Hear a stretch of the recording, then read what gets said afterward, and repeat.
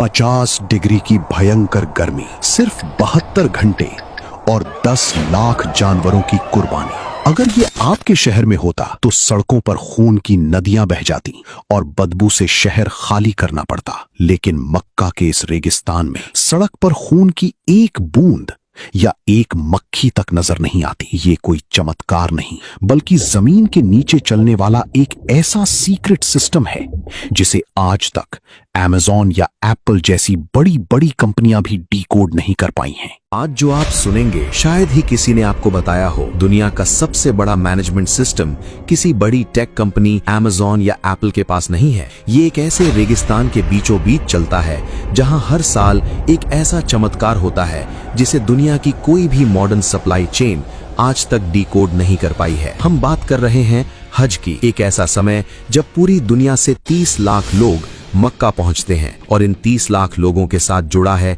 एक ऐसा secret operation जो सिर्फ और सिर्फ 72 घंटों के लिए एक्टिवेट होता है। लेकिन ये सिर्फ शुरुआत है, असली चौंकाने वाला हिस्सा तो अभी आने वाला है। अपने दिमाग में जरा एक कैलकुलेशन कीजिए, अगर आपके शहर में 10,000 जानवरों की कुर्बानी हो तो सड़कों का क्या हाल होगा। गंदगी, बदबू और बीमारियों का डर। अब सोचिए, एक ऐसी जगह जहां गर्मी 50 डिग्री सेल्सियस तक पहुंच जाती है और वहां सिर्फ 3 दिन के अंदर 10 लाख से ज्यादा जानवरों की कुर्बानी होती है। और हैरानी की बात यह है कि वहां एक मक्खी भी नहीं भिनभिनाती, खून की एक बूंद सड़क पर नजर नहीं आती। अगर आपको ये सब मैनेज करना होता तो आप कहां से शुरू करते? शायद आप हार मान लेते और कहते कि ये नामुमकिन है। यही सवाल सलमान के दिमाग में भी था। सलमान, जो भारत का एक टॉप सप्लाई चेन एनालिस्ट है, जब वो पहली बार हज पर गया तो उसे लगा कि यहाँ तो भयंकर अव्यवस्था होगी। उसका लॉजिक कहता था कि 10 लाख जानवरों का मांस एक ही जगह पर एक ही समय में प्रोसेस करना इंसान के बस की बात नहीं है। उसे लगा कि पक्का मांस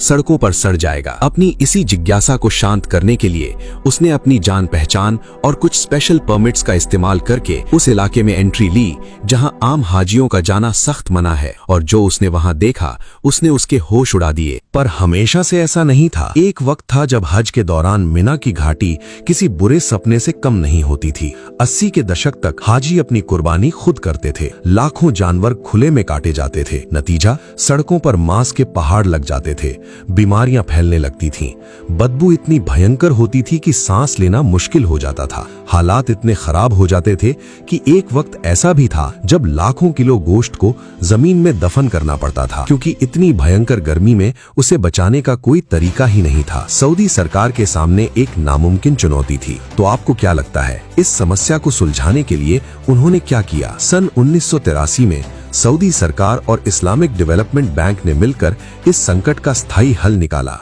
उन्होंने जमीन के नीचे और ऊपर एक ऐसा सीक्रेट शहर बसा दिया जिसके बारे में 99% लोग आज भी नहीं जानते। इस ऑपरेशन को सिर्फ एक देश नहीं बल्कि पूरी मुस्लिम दुनिया के सबसे बड़े डेवलपमेंट नेटवर्क्स में से एक चलाते हैं। ध्यान से सुनिए, ये कोई आम कसाई खाना नहीं है। ये सिर्फ एक कसाई खाना नहीं बल्कि 7 विशाल इंडस्ट्रियल शहरों का नेटवर्क है। करीब 10 लाख स्क्वायर मीटर में फैला एक ऐसा सिस्टम जहां 10 अलग अलग स्लॉटर साइट्स बनाई गई हैं। साल के 362 दिन ये शहर लगभग सोया रहता है और फिर सिर्फ 3 दिनों के लिए ये पूरी ताकत से जाग उठता है। सलमान जब उस कॉम्प्लेक्स के अंदर घुसा तो उसे लगा जैसे वो किसी हॉलीवुड की साइंस फिक्शन फिल्म के सेट पर आ गया हो। बाहर चिलचिलाती धूप थी लेकिन अंदर का तापमान एकदम जमा देने वाला था। वहां मौजूद हर कर्मचारी के कपड़ों से लेकर जूतों तक को डिसइंफेक्टिंग चेंबर्स से गुजारा जाता था। सलमान ने देखा कि हर सेक्शन अलग अलग लेयर्स में बटा हुआ था। कहीं मेडिकल इंस्पेक्शन चल रहा था, कहीं डिजिटल टैगिंग और कहीं विशाल कन्वेयर बेल्ट्स बिना रुके हजारों जानवरों को आगे बढ़ा रही थी। वहां इस्तेमाल होने वाली कई मशीनें सिर्फ हज के लिए बनाई गई स्पेशल कस्टम इंडस्ट्रियल टेक्नोलॉजी थी। सलमान को ऐसा लग रहा था जैसे वो किसी स्लॉटर हाउस में नहीं बल्कि दुनिया की सबसे एडवांस्ड ऑटोमेटेड फैक्ट्री के अंदर खड़ा हो। इस ऑपरेशन को अंजाम देने के लिए पूरी दुनिया से 40,000 से ज्यादा ट्रेंड कसाई, वेटरनरी डॉक्टर्स और इंजीनियर्स को स्पेशल चार्टर्ड फ्लाइट से मक्का लाया जाता है। हर जानवर के कान में एक डिजिटल टैग लगाया जाता है जिससे उसका पूरा रिकॉर्ड सिस्टम में सेव हो जाता है। यहाँ सिर्फ हेल्थ नहीं बल्कि शरिया के हर नियम को भी मशीनों और विशेषज्ञों की मदद से वेरीफाई किया जाता है। जहां एक तरफ जानवरों की मेडिकल स्कैनिंग हो रही थी, वहीं दूसरी तरफ ऑटोमेटेड मशीनें हजारों पैकेट्स को सील कर रही थीं। हर स्लॉटर लाइन के ऊपर विशाल स्टील क्रैक्स लगे हुए थे जिन पर पूरा पूरा प्रोसेस बिना रुके आगे बढ़ता रहता था। अब इस सिस्टम की रफ्तार का अंदाजा आप इससे लगाइए कि यहाँ औसतन हर 7 सेकंड में एक कुर्बानी प्रोसेस हो जाती है। जी हाँ, सिर्फ 7 सेकंड। सिर्फ कुछ सेकंड की देरी भी पूरे सिस्टम को बिगाड़ सकती थी, इसलिए हर मशीन एक दूसरे से सिंक्रोनाइज थी। अब इस पूरे सिस्टम को इंसान नहीं बल्कि आर्टिफिशियल इंटेलिजेंस मॉनिटर करती है। एक कंट्रोल रूम ऐसा भी था जहां दीवारों पर लगी विशाल स्क्रीनें पूरे ऑपरेशन को लाइव मॉनिटर कर रही थीं। हर जानवर, हर पैकेट और हर ट्रक स्मार्ट डिजिटल ट्रैकिंग के दायरे में होता है। लेकिन रुकिए, कहानी में सबसे बड़ा ट्विस्ट तो अभी बाकी है। जब जानवर कटता है तो उसका खून कहाँ जाता है, उसकी खाल का क्या होता है? 10 लाख जानवरों का मतलब है करीब 1.5 से 2 करोड़ किलो तक मांस। इस विशाल मात्रा को 72 घंटे में प्रोसेस करना और खराब होने से बचाना एक इंजीनियरिंग मिरेकल है। कुर्बानी के दौरान निकलने वाला खून खुले में या नालियों में नहीं बहता। जमीन के नीचे पाइप्स, ड्रेनेज चैनल्स और कूलिंग टनल्स का ऐसा जाल बिछा था मानो रेगिस्तान के नीचे एक दूसरी इंडस्ट्रियल दुनिया चल रही हो। कुर्बानी के बाद सफाई के लिए हाई प्रेशर सैनिटाइजिंग मशीनें तुरंत एक्टिव हो जाती थीं ताकि कुछ ही मिनटों में पूरा एरिया दोबारा चमकने लगे। जानवरों की खालें लेदर इंडस्ट्री में भेज दी जाती हैं और एक अलग अंडरग्राउंड वेस्ट प्रोसेसिंग यूनिट हर मिनट टनों बायोलॉजिकल वेस्ट को रिसाइकिल कर रही थी, जिससे बायो फर्टिलाइजर बना दिया जाता है। पूरा सिस्टम इस तरह डिजाइन किया गया था कि जानवर के आने से लेकर मीट पैकेट बनने तक इंसानी हाथों का इस्तेमाल कम से कम हो। सलमान को सबसे ज्यादा हैरानी इस बात की हुई कि इतने बड़े ऑपरेशन के बावजूद वहां इंसानों से ज्यादा मशीनें काम करती नजर आ रही थीं। जैसे ही गोश्त तैयार होता है, बड़ी बड़ी ऑटोमेटेड मशीनें उसे काटती हैं। सलमान ने देखा कि कुछ मशीनें इतनी तेज थीं कि इंसानी आंख उनके ब्लेड्स की मूवमेंट तक नहीं देख पा रही थी। इतनी विशाल मात्रा में मांस को खराब होने से बचाने के लिए इंडस्ट्रियल वैक्यूम पैकिंग मशीनें लगातार 24 घंटे काम करती रहती थीं। कुछ जगहों पर रोबोटिक आर्म्स गोश्त को कन्वेयर बेल्ट से उठाकर सीधे फ्रीजिंग सेक्शंस में डाल रहे थे। इन फ्रीजर्स की क्षमता इतनी विशाल है कि इनमें 7 लाख जानवरों का गोश्त एक साथ स्टोर किया जा सकता है। हजारों टन बर्फ और कूलिंग गैस पाइपलाइंस इस पूरे सिस्टम को लगातार ठंडा रखती थीं। एक सेक्शन ऐसा भी था जहां सिर्फ तापमान मॉनिटर करने वाली मशीनें लगी थीं, क्योंकि तापमान में हल्की सी गलती भी करोड़ों किलो गोश्त को खराब कर सकती थी। हर फ्रीजिंग चेंबर के बाहर डिजिटल स्क्रीनें लगी थीं, जिन पर अंदर का टेम्परेचर और स्टोरेज डेटा हर सेकंड अपडेट हो रहा था। 20 जायंट फ्रीजर्स के अंदर सिर्फ 15 से 20 मिनट में वो गोश्त -40 डिग्री पर जमकर पत्थर हो जाता है, ताकि उसमें कोई बैक्टीरिया पनप ना सके।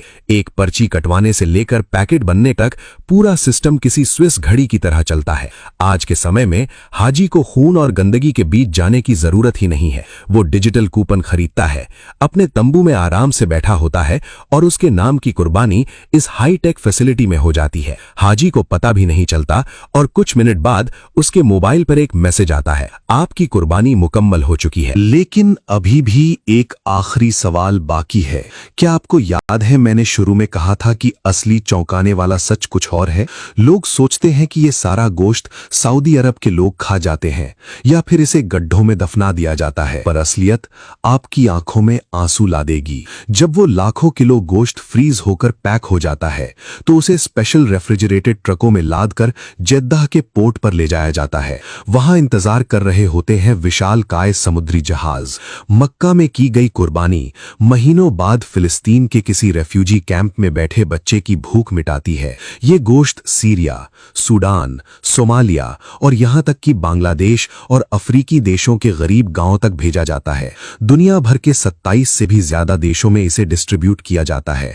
जो इंसान हज पर आया है उसे शायद कभी पता भी नहीं चलता कि उसके द्वारा दिए गए पैसे से हुई कुर्बानी 7 समंदर पार किसी ऐसे परिवार को जिंदा रखे हुए है जिसने महीनों से पेट भर खाना नहीं खाया। ये सिर्फ एक लॉजिस्टिक्स या मैनेजमेंट सिस्टम नहीं है, ये इंसानियत और टेक्नोलॉजी का दुनिया में सबसे बड़ा और सबसे खामोश संगम है। एक ऐसी जगह जहां सदियों पुरानी एक धार्मिक परंपरा को मॉडर्न साइंस ने दुनिया की सबसे बड़ी ग्लोबल चैरिटी में बदल दिया है। एक ऐसी सप्लाई चेन जहां न कोई प्रॉफिट मार्जिन है न कोई मार्केटिंग, बस एक ही मकसद है कि दुनिया के किसी कोने में कोई इंसान भूखा न सोए। अब एक बार फिर से सोचिए, 10 लाख जानवर, हर 7 सेकंड में एक कुर्बानी, 40,000 लोग, 7 विशाल शहर, आर्टिफिशियल इंटेलिजेंस, मशीनें जो पलक झपकते ही अपना काम कर जाती हैं, और 27 देश। क्या आपने कभी इस सीक्रेट मैनेजमेंट सिस्टम के बारे में सपने में भी सोचा था?